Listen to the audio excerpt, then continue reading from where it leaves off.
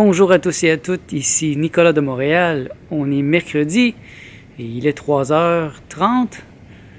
On est proche du Golden Hour, de l'heure dorée, mais je pense pas que je vais voir beaucoup ici dans mon jardin aujourd'hui. C'est quand même un peu couvert.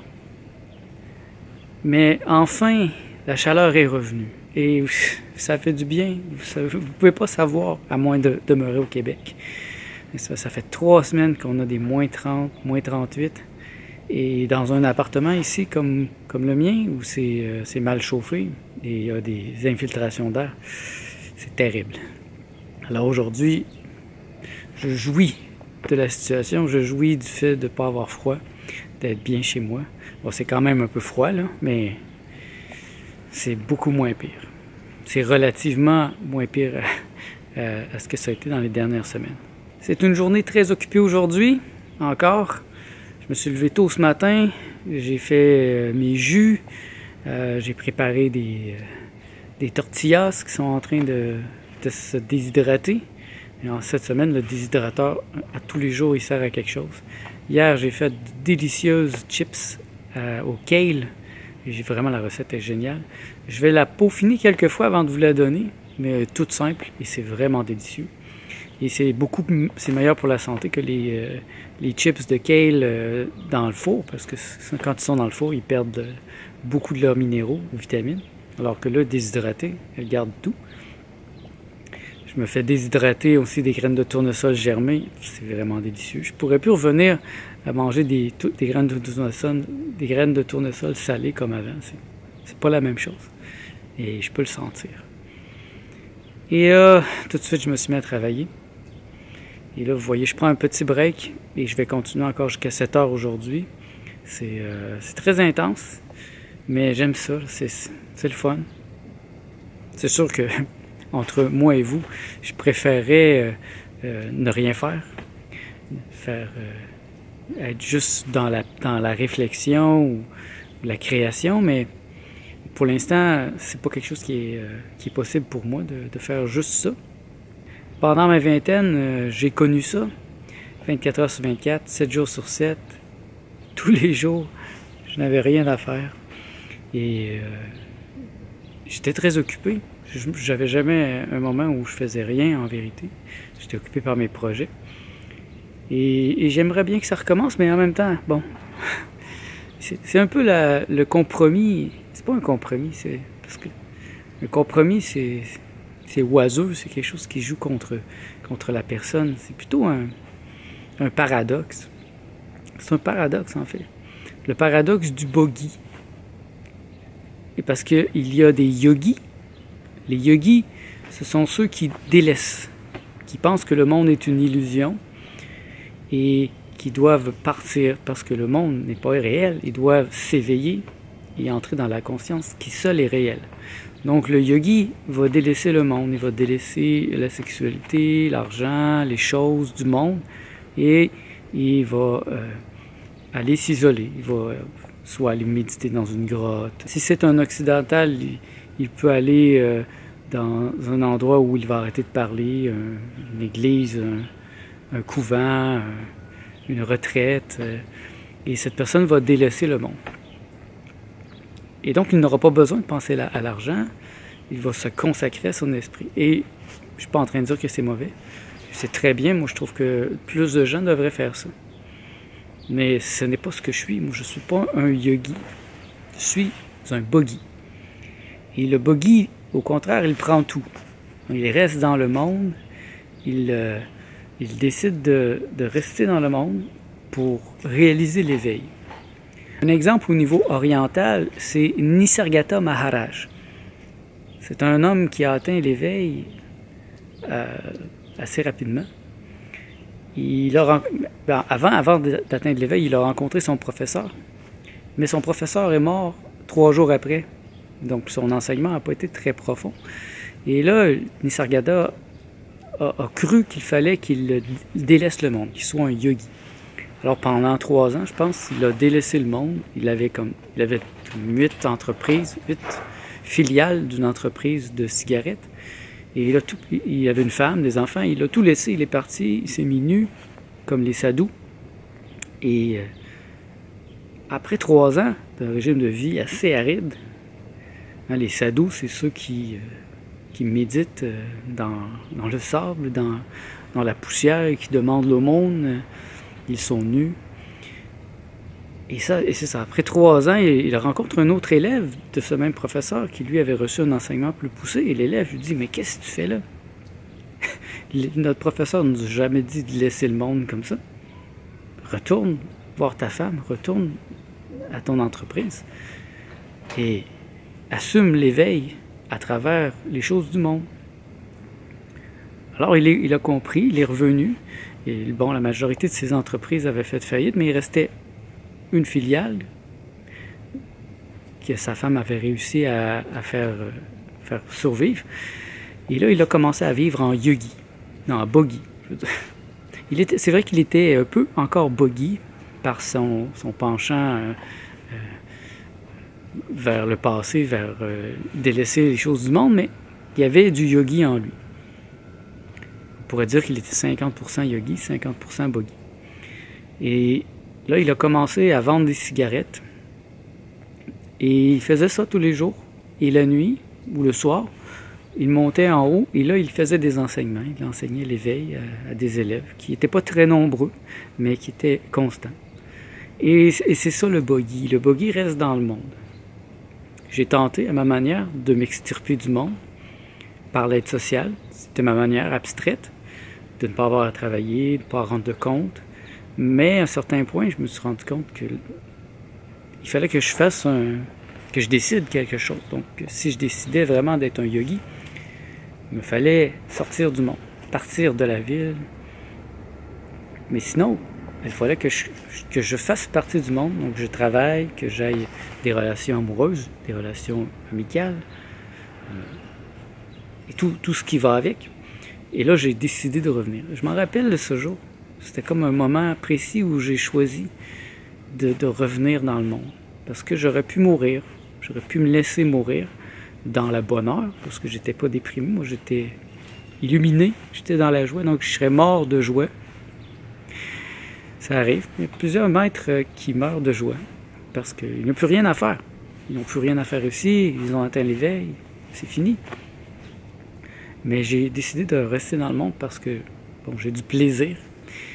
Et par la rencontre d'André Moreau aussi, ça m'a permis de mieux comprendre c'est quoi le bogi, la personne qui reste dans le monde et qui prend tout. Et c'est pour ça que je peux travailler maintenant, même si parfois c'est difficile, et quand même garder ma spiritualité, garder mon éveil, garder mon sentiment d'être le Dieu vivant. Donc, je suis le Dieu vivant qui fait des sites Internet. Et c'est pour ça que c'est pas un compromis réellement, c'est plutôt un paradoxe. C'est le premier et le deuxième niveau de la conscience qui se juxtaposent. Mon être et ma personne sont juxtaposés.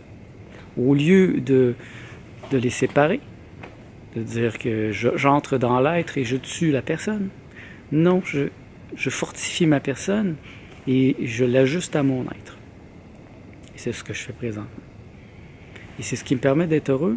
C'est ce qui me permet de demeurer volontairement conscient dans un monde endormi, dans un monde où la majorité des gens doivent travailler pour payer des choses qui sont absurdes.